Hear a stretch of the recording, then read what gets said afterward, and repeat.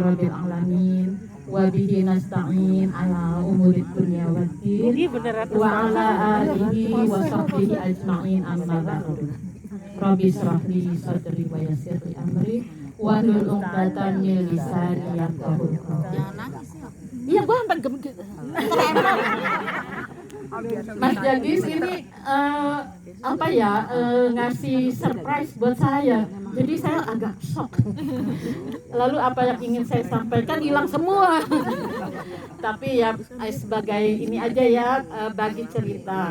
Jadi saya pernah dapat ilmu yang benar-benar yang menjadi pegangan hidup saya setelah saya mendengar ilmu itu. Jadi begini, kita bersyukur sebagai umat yang dilahirkan Islam. Nah, itu suatu nikmat yang luar biasa. Jadi dari awal kita diajarkan oleh orang tua mengenal agama itu yang pertama adalah ketauhidan. Itu dulu, sebelum diajarkan yang lain, itu kita diajarkan tentang ilmu tauhid, ilmu keesaan tentang Allah dengan kalimat la ilaha illallah. Itu yang pertama kali pasti diajarkan oleh itu untuk menguatkan iman Islam. Ternyata kalimat la ilaha illallah itu enggak, ini benar serius. Ternyata kalimat la ilaha illallah itu kalau di matematik ya Cela, kayak saya ahli matematik banget nih. Jadi ada yang namanya pengikat untuk suatu algoritma, rumus, supaya rumus itu absolut.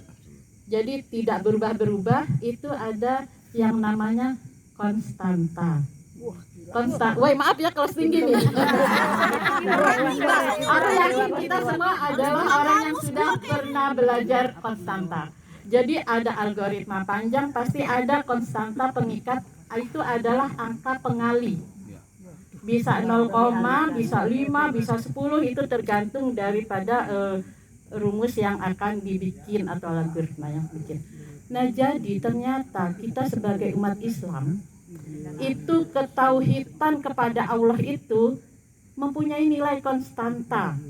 Jadi kita sering mendengar, mari kita meningkatkan iman dengan begini begitu. Itu artinya meningkatkan nilai konstanta kita. Bisa aja dari 1 atau sampai angka tak terhingga. Itu nanti dengan rahmat Allah, Dia yang akan memberikan nilai konstanta itu. Seberapa jauh kita mengakui ketauhidan Allah. Kita mengakui bahwa Allah itu adalah Tuhan yang ada sebelum jagat raya ada, sebelum makhluk ada. Jadi Dia maujud, ada sebelum alam ini ada. Jadi Tuhan kita keren. Dia tidak berdimensi, tidak berupa padat, cair atau gas, tidak terikat oleh waktu siang malam, tidak. Tapi Allah Dia ada sebelum makhluk ada. Jadi kita selalu mengatakan subhanallah, maha suci Allah. Suci dari dugaan kita bahwa Allah duduk di langit, Allah ada di bumi. Tidak, Allah suci dari 6 penjuru, utara, selatan, barat, timur, atas, bawah. Jadi Nabi Musa ya kalau nggak salah itu ya, pernah pingin tahu Allah itu kayak apa. Baru ditampakkan cahayanya udah pingsan. Nah, itu Allah itu kita yakini itu adalah Tuhan kita, Tuhan yang keren, bukan Tuhan yang dilahirkan di bumi. Maaf ya, kalau Tuhan yang palsu nggak berani bilang aku ciptakan. Tapi Tuhan yang asli bisa bilang aku ciptakan bumi dalam 6 masa, aku ciptakan manusia dari air hina. Pokoknya Dia berani bilang menciptakan. Nah, dengan begitu konstanta kita mungkin dengan keyakinan itu akan besar, akan tinggi nilainya. Jadi Allah itu akan memberi dengan rahmatnya. Konstanta kita berapa? Oh, Dia benar-benar mengakui aku la ilaha illallah, tiada Tuhan selain Allah. Aku beri nilai konstantanya tak terhingga. Lalu fungsinya apa nilai konstanta ini? Untuk orang Islam, amal di dunia sekecil apapun Allah catat. Terus nanti di yaumil akhir, pada saat perhitungan yang ada di surah Al-Qari'ah, nanti ada orang yang bawa timbangan ilmunya. Nah, semua amal-amal kita itu dikalikan dengan nilai konstanta tadi. Hasilnya, seandainya nilai konstanta kita itu miliaran atau triliunan yang diberikan oleh Allah dengan rahmatnya, itu hasil pahala yang kita dikalikan, hasilnya cukup kita tiket untuk masuk ke surga. Jadi pentingnya nilai keimanan, ketauhidan, karena itu menentukan angka pengali. Nah, sebaliknya, saudara-saudara kita yang ditunggu oleh Allah, tidak meyakini Allah itu esa, Allah itu tunggal, istilahnya kafir ya, atau dengan agama yang lain yang menuhankan Tuhan anak, Tuhan ini, Tuhan itu, Tuhan matahari, Tuhan lain sebagainya, itu Allah tersinggung sebenarnya dengan ancaman, barang siapa yang mengucapkan la ilaha illallah, meskipun dia kafir udah 70 tahun, Allah kasih jackpot hadiah, hapus semua dosa-dosamu.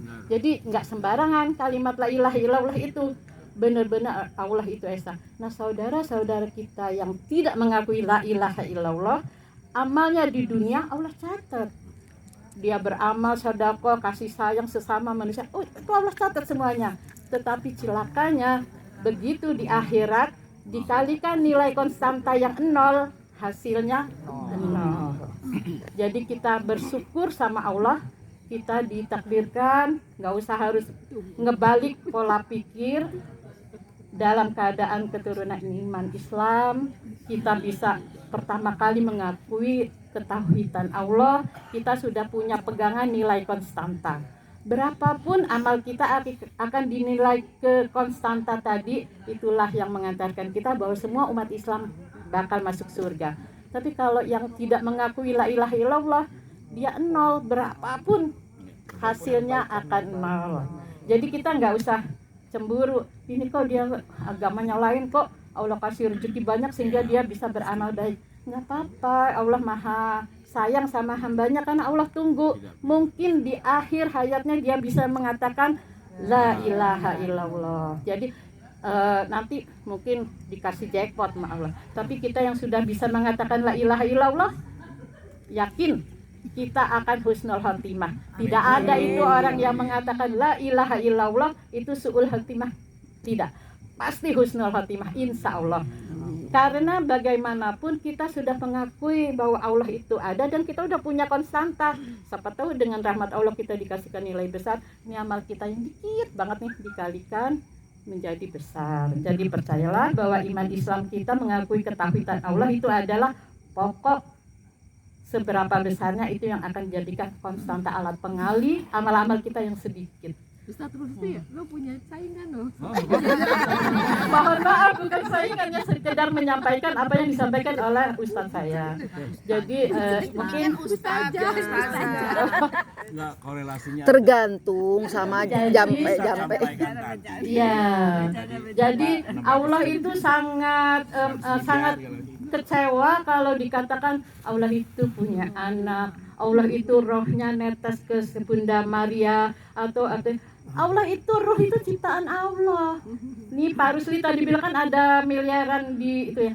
Ternyata kita juga belajar dulu ya ilmu galaksi. Benda-benda terkecil di langit itu besarnya 6 kali bumi, yang paling kecil. Sedangkan benda itu banyaknya seperti pasir di lautan. Jadi terjemahan Allahu Akbar sebesar apa? Masa maksudnya masa Allah yang sebesar itu akan kawin sama makhluknya yang diciptakan? Itu kan impossible ya. Cuman mungkin Allah menguji iman kita. Diciptakan manusia tanpa ayah, terus dikasihkan kekuatan untuk menyembuhkan orang sakit, menghidupkan orang mati. Allah pengen tahu, lo kesimpulan lo apa nih dengan makhluk yang gue ciptakan gini? Dia anak gue. Nah gitu, akhirnya kita harus sadar bahwa siapapun itu, Nabi Adam makhluk, Nabi Isa makhluk. Kuatkan iman kita bahwa Allah kita gak usah gambarin bentuknya cair, bulat, apa benda padat. Dia kita selalu menyebutkan subhanallah, maha suci Allah dari tuduhan kita sendiri bahwa Allah duduk di singgasana kakinya mekar. Aduh, jangan sampai. Nah jadi kita selalu bilang subhanallah, maha suci Allah dia tidak seperti apa yang kita imajinasikan, dan Allah nanti akan ketemu kita di yaumil akhir. Mudah-mudahan kita semua tetap memegang iman Islam, karena Tuhan kita Tuhan yang keren, Tuhan yang ada sebelum benda-benda ada, bukan Tuhan yang lahir di bumi. Mungkin itu aja yang bisa saya sharing. Pak Jagis, terima kasih. Wassalamualaikum warahmatullahi wabarakatuh. Waalaikumsalam warahmatullahi wabarakatuh.